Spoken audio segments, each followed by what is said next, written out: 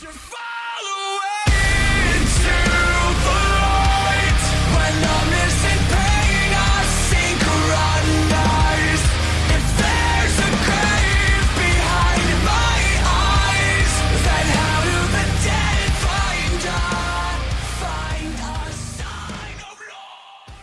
what's up guys, that's Future here. Motionless and White's latest album, Scored the End of the World, has now been out to the public for a week.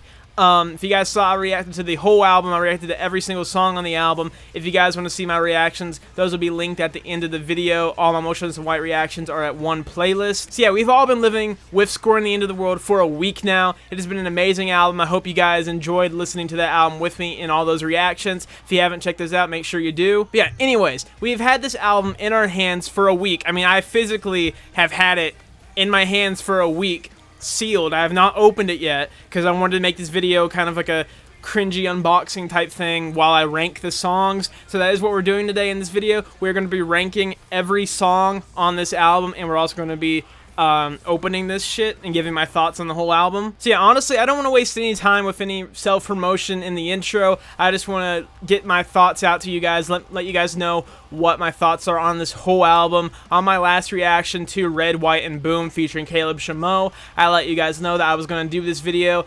I did it a little bit later than I anticipated. I was going to do it like 2 days after that reaction, but I wanted to kind of live with this album for a while and then give my final thoughts on it, because when albums come out, my favorite songs generally change a lot after the last few weeks after it releases. Before we do rank the songs, I wanted to give my overall opinion of Scoring the End of the World. It's a 10 out of 10 album for me, probably my favorite album of 2022. There are going to be other albums coming out throughout this year, obviously, but I don't think anything's going to amount to this album. There might be some contenders here and there, but I genuinely don't think there's going to be any other albums that can top this. So as of right now, this is definitely my favorite album of 2022. It's an amazing album. I love how much synth work they put into this. Chris's lyrics and his vocal melodies were amazing. Guitar riffs were great. I love how much old 2000s metalcore riffs were in this album. It's an overall great album, but I do love certain songs over others. I have my favorites. I have ranked them. I took a lot of time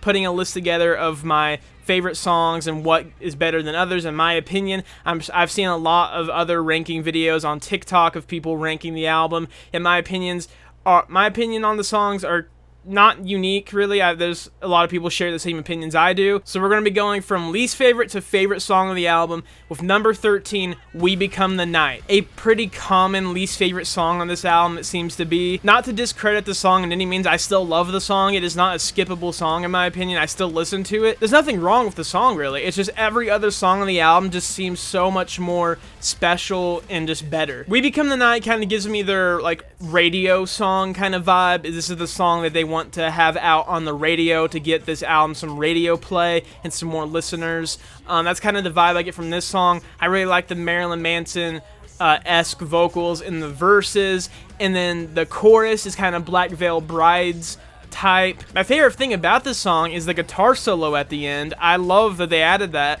It is a very good touch when they don't do solos very often. I don't know, I can't even recall.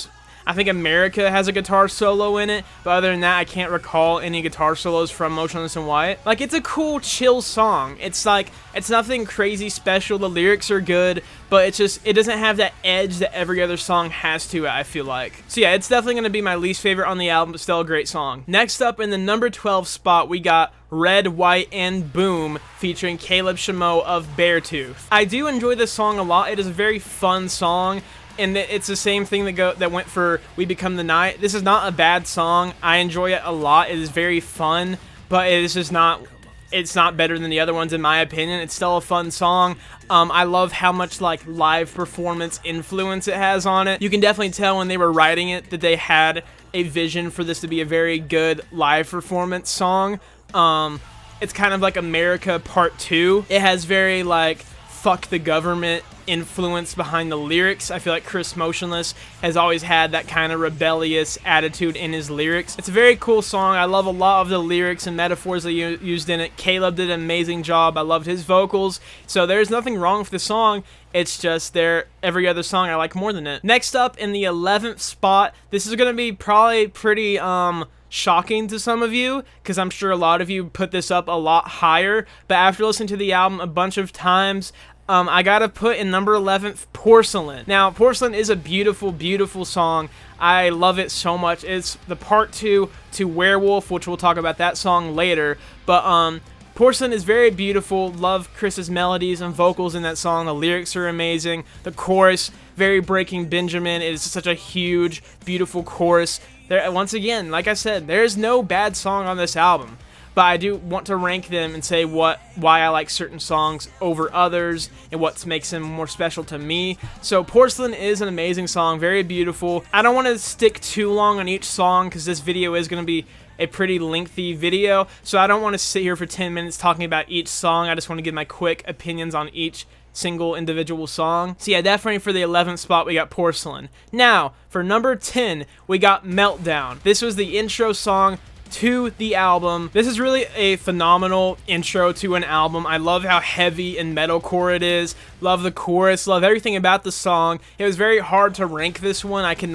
This is one of the ones that took a long time to find its place on this list for me. It is an amazing song. Breakdown is sick in it. There's like 2 or 3 breakdowns in it. Love the just aggression for an album. It's just, there's no like soft bridge in it. It's just right into it. The first word on the album is bleh on Meltdown, so that's such a sick way to open an album. It was a great opener. I feel like they really went to the roots in this album, or in this song Meltdown, with a lot of metalcore chunk and like minor synthy stuff going in the background behind the chunk. It was very like old Reincarnate era vibes. It was very cool. So yeah, for number 10 we're gonna go Meltdown. Now in the 9th spot on the album, don't get me wrong, I love this song so much. Honestly, if I had to say favorite chorus, it might be this song's chorus. This chorus has been stuck in my head so much. I went to the pool the other day with my family and I was like humming the chorus of this song while I was chilling at the pool.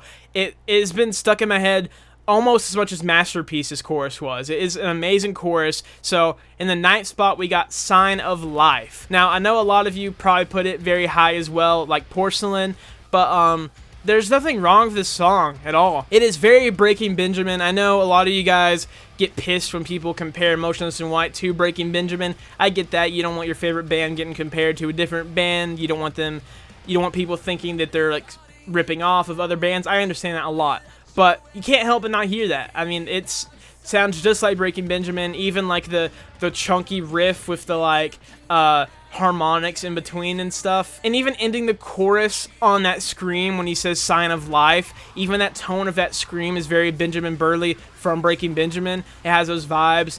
The way they come into the chorus, very Breaking Benjamin, but it's an amazing song. It's beautiful. It is. I noticed that it kind of corresponds with Cause of Death, which I'll talk about that song later. Those songs go hand in hand, because if you listen at the end of Cause of Death, he says, "You were my sign of life and I was your cause of death." So there's some like intertwining storytelling going here between those two songs. So yeah, I love Sign of Life. It's a really hard rock kind of 2000s songs, and they did it like, they executed it very well. Now for number 8 we got Burned at Both Ends 2. I know a lot of people love this song and it's pretty good. Definitely better than the first one in my opinion. It is a good sequel to that original song. It has such infamous Reincarnate vibes on that fucking song. I love the riffs in it. I love the chorus, how the riff is just very like, the riff of it is very quick and thrashy on that chorus.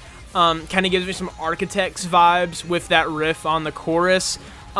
Love the bridge to the breakdown. The verses were awesome. Had the fade out outro with that riff. It's a very solid song. I feel like this song means a lot to Chris because he is the songwriter. The original song must have meant something to him if he was going to make a sequel. So I get why the lyrics to this song probably mean a lot to him, and that kind of gives me that personal connection with this song. So yeah, it's a 6th song, but we're going to put it at number 8. At number 7, we're going to put the title track, Scoring the End of the World, featuring Mick Gordon. The biggest problem I have of this album, my biggest critique, is the Mick Gordon feature.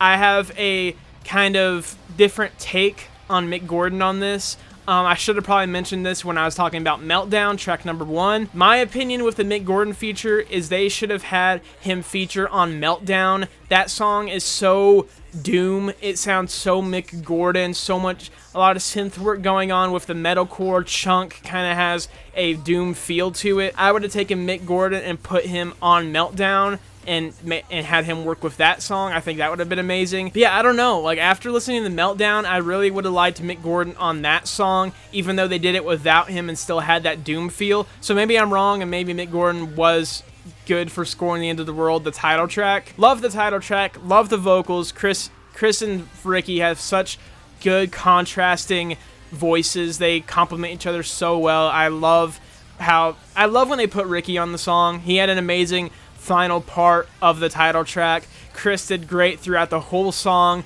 This is a common opinion when it comes to this song, that people wish there was a bigger breakdown during the song, or even a second breakdown during that rappy part where Chris was kind of rapping and they kind of dropped out the instrumental and just jumped into a chorus. I think it would have been cool if they dropped a breakdown there. A lot of people think that. But also, it is the title track. It doesn't need to be some huge, heavy... It doesn't have to be some, like, blood-curdling, heavy song. It is a title track, so I understand why they wanted to have more of a melodic, sing-along type song for this title track, because it is the face of the album. So yeah, the title track, Scoring the End of the World, we're going to put at number 7. Now, at number 6, we got BFBTG, Corpse Nation. This song is fucking amazing. This song was so unique but also so Motionless in White at the same time.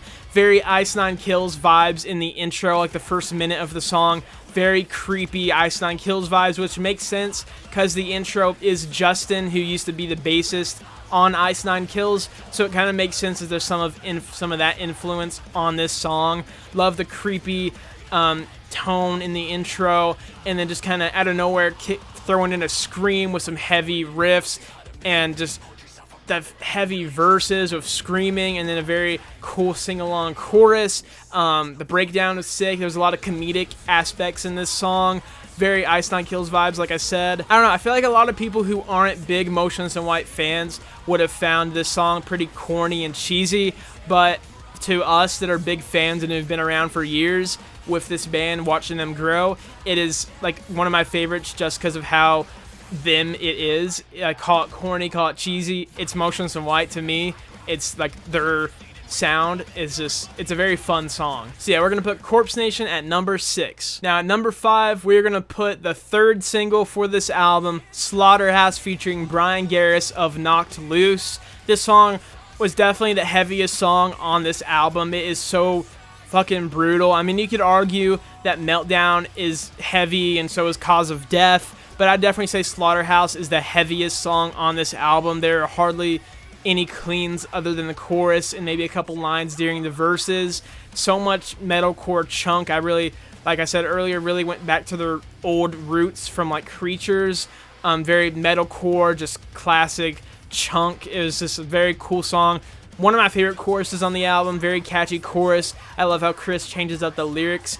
During each chorus, he changes up the lyrics and kind of puts a twist on them. Brian Garris did amazing. He had really cool, unique vocals. That was my introduction to Brian Garris and Knocked Loose. It made me want to check out some more music from Brian Garris and his band, so we'll definitely be checking out some more Knocked Loose on the channel. So yeah, Slaughterhouse is in the number 5 spot. In the 4th spot, we got the band's favorite song. The whole band said that this is their favorite song off of this album. It is called Werewolf. Werewolf is such a fucking unique song, not even just for Motionless in White, just for the metal industry.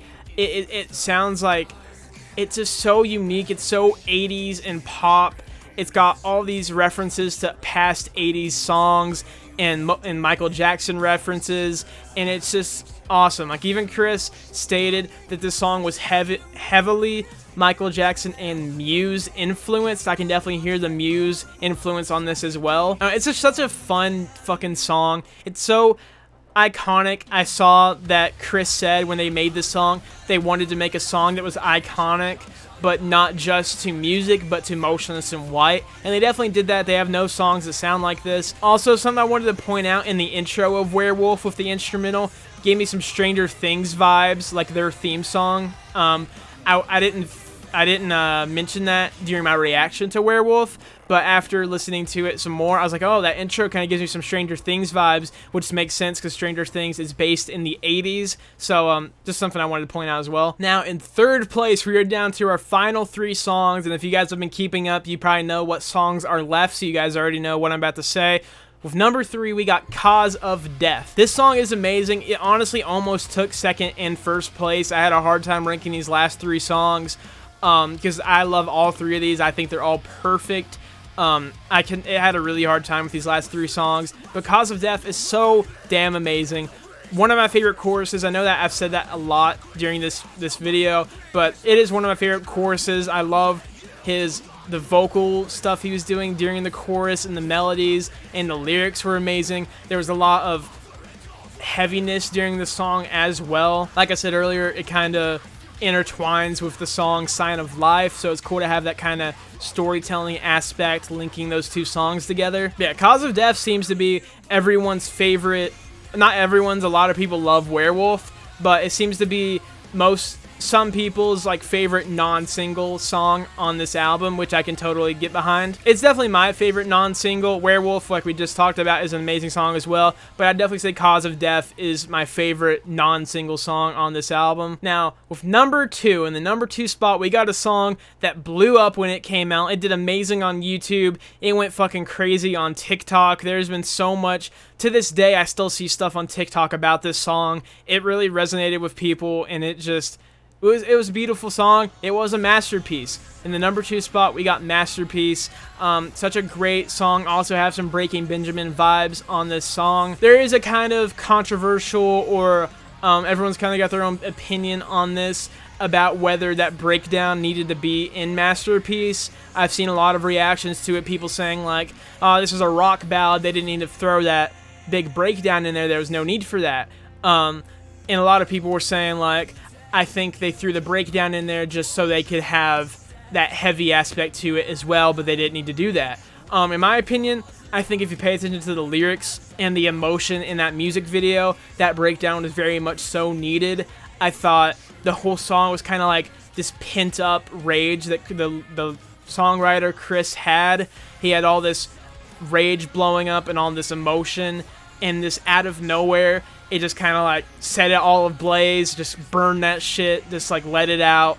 And I thought that was a really cool way to put that. I definitely think Chris meant that to be like that when he wrote the song and they did the music video. The paintings that he was taking off the wall and throwing on the ground and putting the gas on and setting ablaze, those were his mistakes, and he was just kind of like just burning that shit, getting that out of his life. It was a very cool way to put that. I think that breakdown is very much so needed, and that song is number 2 for me. Such a great song. Now, I think you guys all know what number 1 is for me. We reacted to this song. This is the very first single for the album. Cyberhex is my number 1 favorite song on Score the End of the World, which I think is pretty not common so far from what I've seen when it comes to people ranking this album.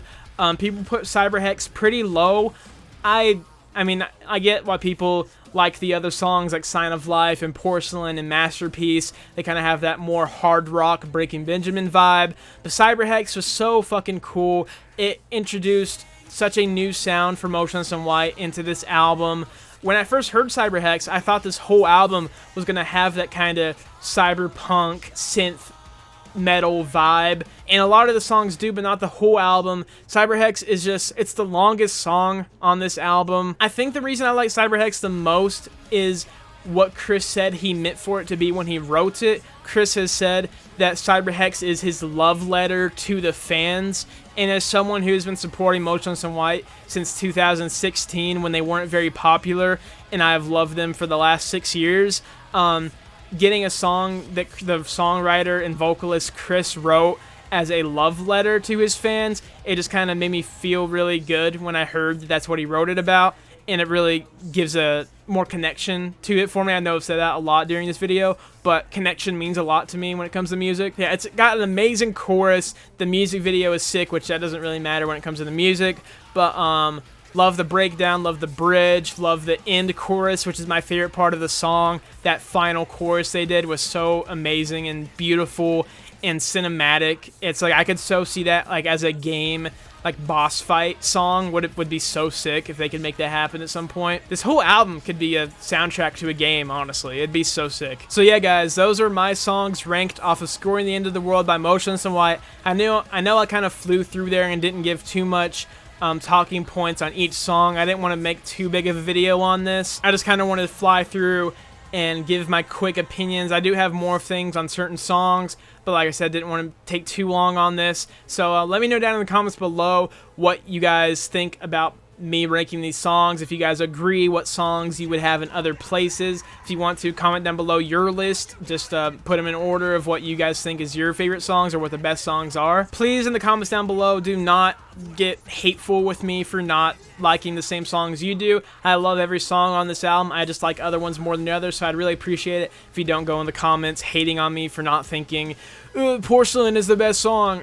That's your opinion, not mine. So yeah, now that we're done with that, we're gonna open this damn CD. I have waited days to open this. I cannot wait to play this shit in my car. Let's fucking open this. Gotta get our knife. How do we go about doing this? Oh, I think I got it. Yeah. Oh, I'm not good at this at all. I don't know what the fuck I'm doing. I'm struggling. Oh yeah. Voila. Ooh, why does it smell like that? It smells like a shoe store for some reason. Let's turn the light down a little bit. All right, we turn the light down a little bit so you guys can see a little bit better.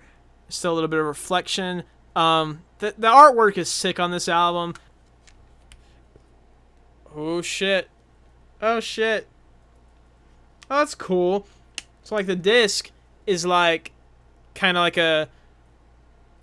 Is that like a self-destruct sign? Isn't that what that is? Or like a warning of some sorts? Is what that sign is? Ooh, oh, it's the Cyberhex thing behind it. That was the artwork for Cyberhex. And on the back, we got the track list. Kind of have some like, sorry about the light. Gives me some like Mad Max vibes with this artwork on the back. So we got a little pamphlet in the inside of it. Don't know how to get it out. Struggling. I assume you get it out. Oh, it's dark. This lighting is sick. Okay. It looks so weird without the cover art on it. Turn the light back up a little bit more now that we're not using that. Okay. So now we got this little pamphlet here. Let's look through here. I didn't get any like signed anything or anything like that. I never really care about that kind of stuff, even though there are a lot of vocalists and band members of certain bands that I'd love to have some autographs from. I don't pay that extra money for that shit. Oh wow, this is like it's like a video game. Wow, this is like, you guys see this? Fucking light is bothering me again. That's so cool. So that's supposed to be Chris. Oh, and they have the songs on here. There's Meltdown and Sign of Life, and then it has the lyrics, but it's like kind of like a hacker font, like when you see those like hacking scenes in like movies or video games with like the green words, and it has like hacker stuff. It's like kind of like that type of font. I know it's really hard to see, and it like changes colors too. Now we got Ryan, one of the guitarists.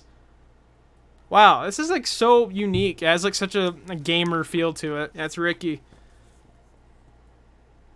Okay, now we don't got any band members. We got this weird like Leviathan from Supernatural kind of thing. Got some stuff from like the music video for Cyberhex on the Cyberhex page. Ooh, now we got Justin. Love Justin. He is now a father, by the way. So congratulations, Justin. Now we got fucking Vinny. That's sick. I like this vibe. And that's it. And we got the band on the back of it. One of my favorite bands. This is amazing. Alright, sorry my setup was a little scuffed for that like unboxing thing. I've never done anything like this. I want to do something a little different for you guys with that. If you guys didn't buy the CD, I thought maybe you guys would want to see that. Thank you guys for watching. I hope you enjoyed this video. It's a little bit different. I'll definitely be doing videos like this in the future if you guys want me to. When I react to an album, I'll give my thoughts in a separate video a couple days or a week after or something. Maybe we'll do that in the future to other albums that I enjoy. Like I said, let me know down in the comments below your guys' thoughts on this album, what your favorite songs are, what your least favorite songs are, what your favorite Motionless and White album is. I'd really like to see some conversations in the comments down below. I'm very curious to see what your guys' opinions are on this album. It seems overall most people are in love with it. I've seen a couple comments that people weren't so, it wasn't a 10 out of 10 for them. I don't see how, but, you know, everyone's got their opinion, so I respect it. So, yeah, guys, thank you guys for watching. At the end of the video, there will be all my Motionless in White reactions linked in a playlist if you guys want to go check out my reactions to the whole album. All of them are in separate videos in that playlist. Make sure you guys join the Discord server. The Discord server link is down in the description at the top if you guys want to be a part of our community. I hope you guys have been enjoying the new Motionless songs just like I have. I hope you enjoyed this video as well. Thank you for watching, and I'll see you all in the future. On